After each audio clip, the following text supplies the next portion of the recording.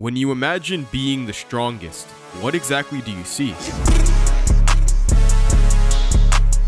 Being the quote-unquote strongest is very self-explanatory. You are the best at what you have achieved. Within Battle Shonen, this definition is more apparent given the context of fighting. You'll probably find the strongest around with nearly or absolutely uncontestable power.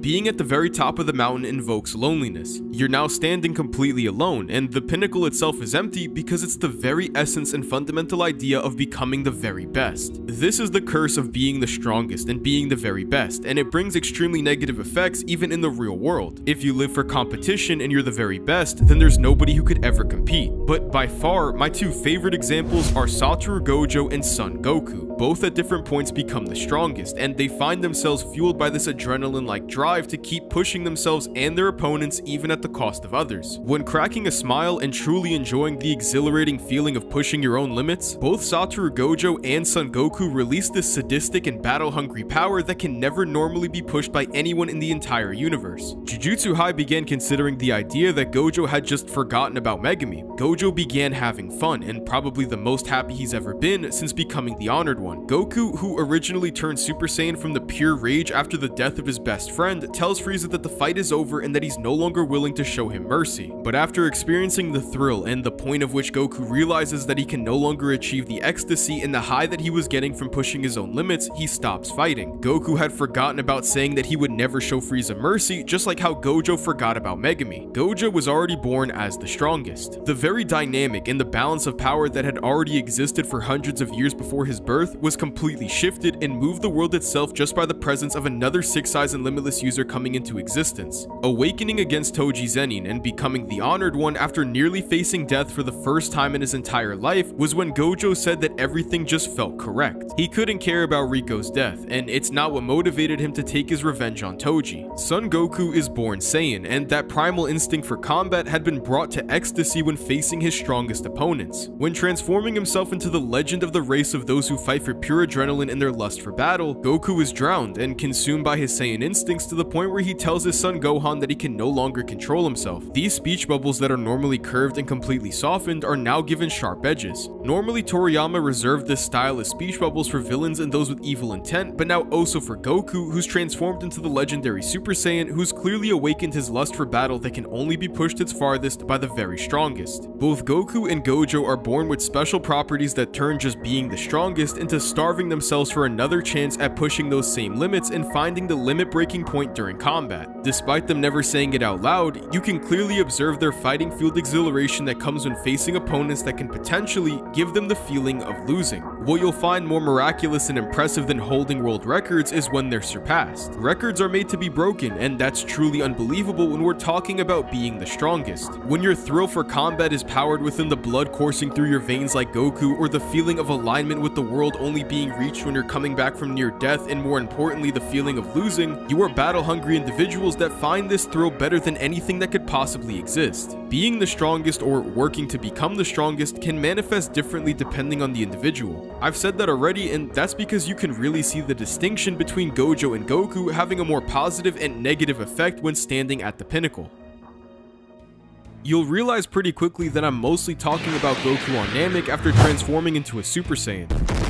His mindset had definitely drifted farther than normal, and even questionably his sanity. This small detail is often overlooked, but with everything else in mind, we're given specific connotations that make Goku's state of mind observably shifted. We're told through multiple guides and even Vegeta himself that entering Super Saiyan comes with increasing ferocity. His personality becomes wild, and he's constantly agitated. Anger is the key to achieving transformation, but obviously being enraged to the point of awakening would push anyone closer to insanity. But Son Goku isn't normally monstrous, and definitely not this far gone. You'll find glimpses of his Saiyan instincts peeking through his character, but definitely not to the point where he's telling his own son to escape before he's no longer in control. In hindsight, this was still completely different, but also incredibly obvious. Goku was becoming what he already was. He was becoming even more Saiyan. Cell explains to Vegeta that Goku and the entire Saiyan race embody this concept within their very own heart. He knows Vegeta and every other Saiyan likes to fight. Cell says word by word that the stronger opponent brings the greater joy. Vegeta doubled down on that truth by making it clear that he's correct.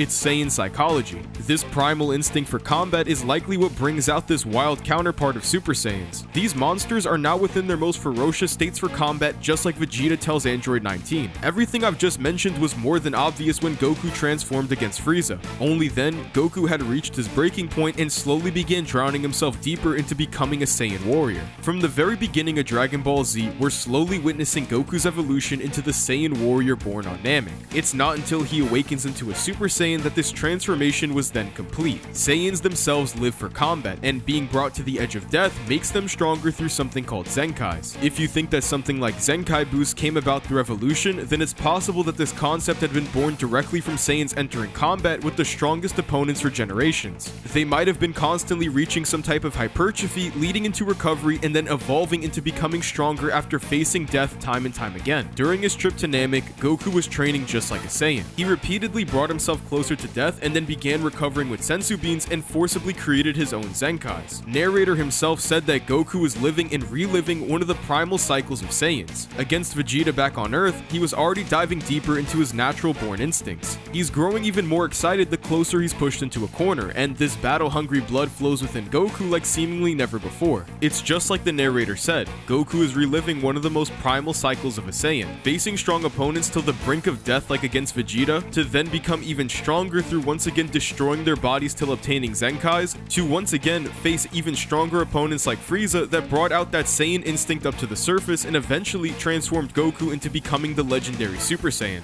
He's reliving the classic cycle between finding the enjoyment in combat, breaking down his own body, coming back even stronger, and fighting someone even stronger than he did before. Saiyans live for combat, and it's said in Daizenshuu 4 that they are certainly born to fight. Goku now stands fully transformed and submerged within his Saiyan primal instincts against Frieza. King Kai said himself that Goku is now completely gone, and all that remains was the Saiyan warrior that had been slowly building up since the very beginning of Dragon Ball Z. Goku, once awakening into a Super Saiyan, became exactly what Saiyans always were. This is why Goku's mentality shifted so drastically when transforming, despite normally being more rational, because he'd finally encountered the strongest. His Saiyan psychology pushes him to find the grandest battles to achieve the most entertainment, because even psychologically, like Cell says, it's what they live for even deep down in their own hearts. Actually being the strongest himself and the person in the position at the top instead of becoming the strongest like Goku is a far more central idea to Satoru Gojo's character.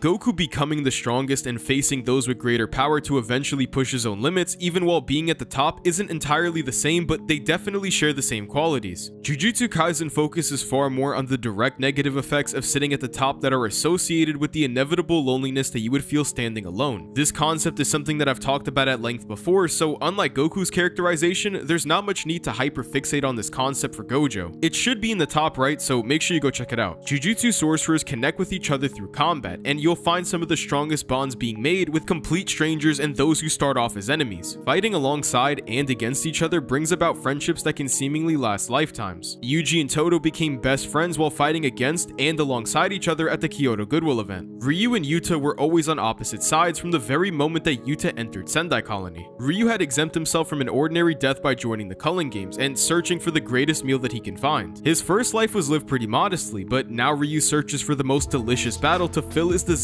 for facing the strongest and who can push his limits even farther beyond any other opponent. That deep-rooted motivation and strong desire for the grandest battles was something that Akotsu had already seen just from Ishigori's gaze alone. Within just a couple minutes, Ryu had already melted Akotsu's heart despite him never finding any meaning in fighting. Those who can't fight against or even alongside other sorcerers are forced to abandon making some of the deepest connections that we see with other people. In Satoru Gojo's case, this is more obvious than most. During his younger years, he had been alongside his best friend Suguru Geto, and both of them frequently fought alongside and against each other until Gojo eventually became the strongest. After Gojo had become the self-proclaimed honored one and the pinnacle of the Jujutsu world, he slowly began leaving others behind as he ascended to something beyond special grade and closer to some god tier that nobody in history besides the strongest has ever reached. Jujutsu Kaisen's world is surrounded by negative energy, but through all that negativity, there are those like Gojo and Geto. Suguru Geto had been Gojo's moral compass and the navigator for hard decisions.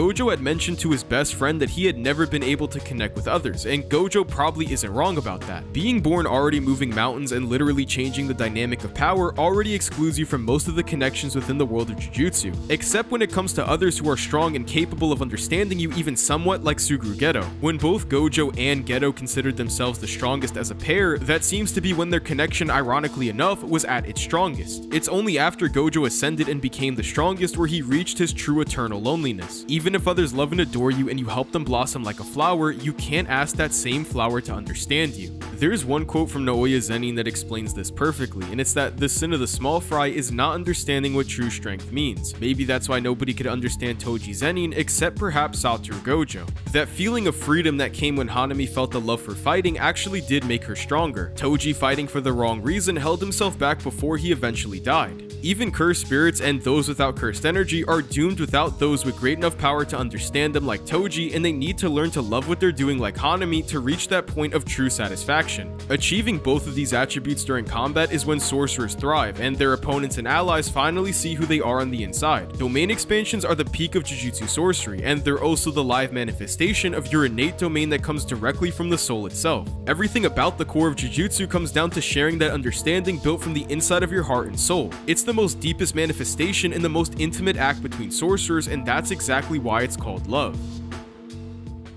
You'll find that many literally live for the feeling of being pushed back. If the strongest connections come from battle, then the strongest connections would also come from the hardest fought battles. Mike Tyson once said that everybody has a plan until they get punched in the face. Sometimes things can go according to plan, and training and practicing can definitely help you prepare for a fight. But when it comes to the hardest fought battles, and at the point where you're truly just swinging for the fences, doing everything you possibly can, you're really gonna learn who somebody is on the inside. Swinging for the fences as opposed to throwing your own life away is exactly what Gojo says to Megumi when he compares himself to Yuji. When they finally do hit the point of true desperation, they're both swinging for the fences and doing everything they possibly can to win. That's also another aspect where Satoru Gojo is the same as Son Goku, but especially in the idea that both of them will find the most enjoyment against fighting the strongest opponents for different reasons, but at the end of the day, they love the feeling of pushing their own limits. When Gojo was cut by Maharaga's blade, he imagines Toji Zenin and began envisioning the sorcerer killer standing right before him. This vivid image was only the preview of the feeling that comes with realizing that you are about to lose. While others would definitely fear, this only excites Gojo because of the strong connection that he's feeling and the love that drives the strongest that can only be reached in the hardest fought battles. Both Gojo and Goku find themselves seeking the strongest for different reasons, but both of them have a striking resemblance. They are both born with properties of themselves that make them directly hungry for these battles that can only be satisfied by the strongest. When both of them find themselves entertained and this hunger fed, they also remain incredibly similar.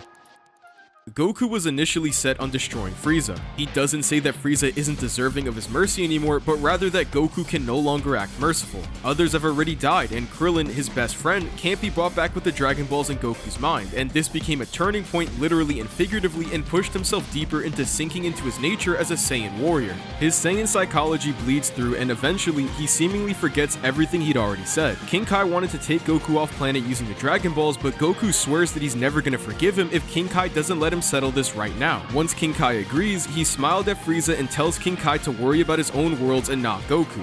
That same page from the Daizenshuu that comments on Saiyans being born to fight also says that they can smile unintentionally during combat because battle is the goal of their life. It's very similar to the excitement that Gojo feels against Maharaga. Goku flat out says that he's not interested and that he's not going to waste any time before putting an end to this at once. But just a few pages later, and again smiling, he's stopping himself and feeling Frieza's ki rising as he allows him to hit 100%. King Kai flat out couldn't believe what he was witnessing, and Goku explains that he might never have this opportunity again. He's now witnessing and in the presence of the strongest guy in the universe, and his Saiyan blood is probably boiling hotter than ever. While Vegeta and the other characters that Goku has fought before might have been the strongest around, this is the first time that the entire universe has been brought into scale. Within this very moment, Goku genuinely believes that there is nobody else in the entire universe, making Frieza the absolute strongest. Frieza's told that this was because Goku doesn't want him dying with have any regrets. Warriors go all out till the very end because pushing your own limits is the truest form of feeding that desire for combat. This idea did resonate with Frieza, but more importantly, it likely came from Goku's ability to relate. He feels the same way and would likely die with regrets if someone pushed him even farther than he had ever been, and he'd hold himself back from going even further beyond. This is all why King Kai said that he's no longer Goku. It's the Saiyan warrior who continues forward with the unintentional smile that the Daizenshu mentions because he's now facing the strongest. He's now become even more monstrous. Risking his own life and potentially losing the chance at beating Frieza entirely didn't scare him from taking this massive risk at the cost of everything.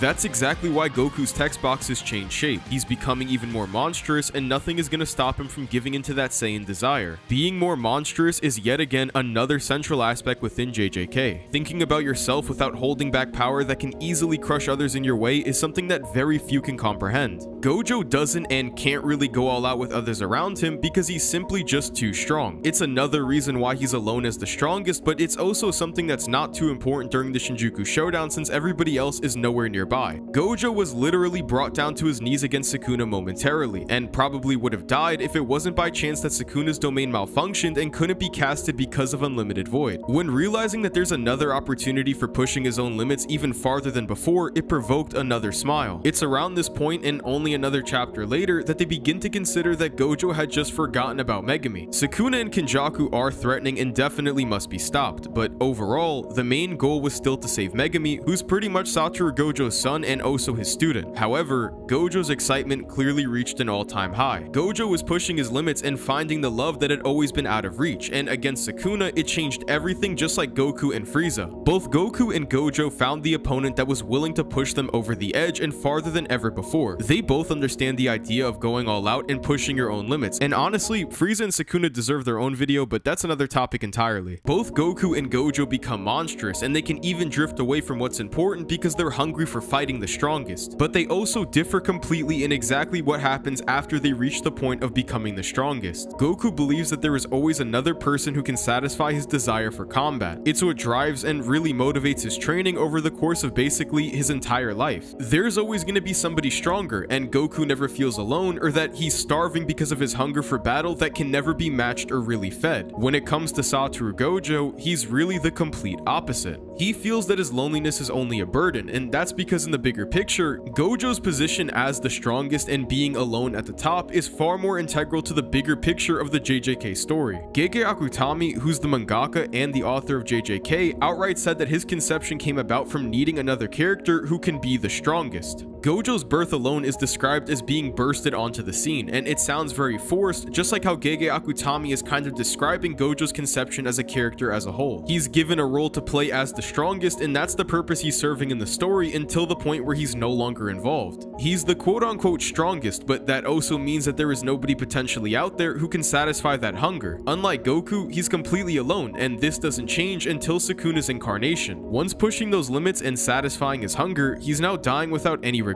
Satoru Gojo died exactly like how Son Goku mentions that warriors should die, and that's without holding back and completely without any regret. Gojo had been content with his death, and he'd done everything he could. According to himself, even without the 10 shadows, nothing could have changed the outcome because he feels that Sukuna was always the strongest. While Goku can push himself even at the pinnacle because he never feels alone, Gojo doesn't and can't because of the very nature and his destiny to find himself alone at the top, because from the very start and his character's conception, he is just the strongest. Both Goku and Gojo live for combat, and they become more monstrous even after feeding that desire. The contrast between both of them can teach us the positive and the negative effects of standing alone at the pinnacle. You can be in a room surrounded by people but also still feel lonely. However, if you're confident and believe that there is somebody else who can fill that void, then just never stop searching. Both characters embody the pursuit of strength in very different ways. Gojo's path is that of solidarity, and it's burdensome and one that leads him to accepting his own isolation. Goku's journey is one of boundless optimism and constantly seeking his next opponent to test his limits.